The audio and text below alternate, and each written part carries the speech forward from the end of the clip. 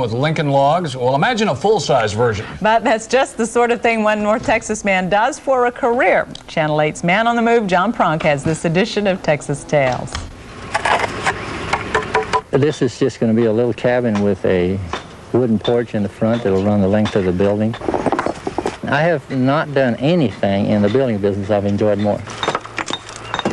Arthur Sagebiel and his crew restore log cabins. They find them, buy them if they can, and transport them to Texas where they reconstruct them from the foundation up.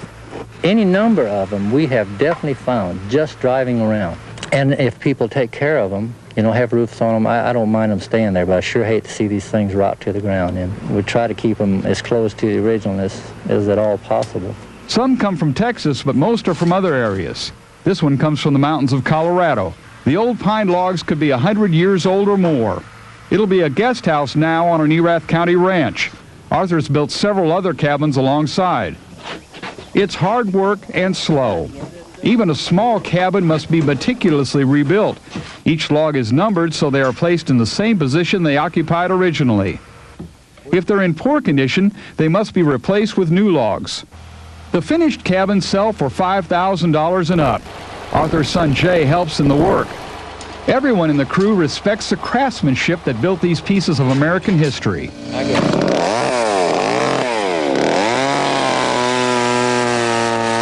These old timers don't have any of the tools we had. They did everything with a chisel and axe and maybe a buck saw, cross-cut saw, broad axes.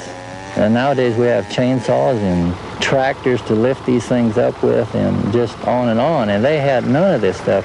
Arthur's 56 and been a rock mason and carpenter throughout his life. This is the most gratifying work he's done. It's a rewarding work. It's like finding a treasure for me.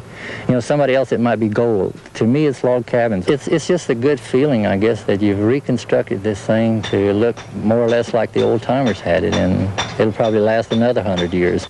John Pronk, Channel 8 News, Erath County.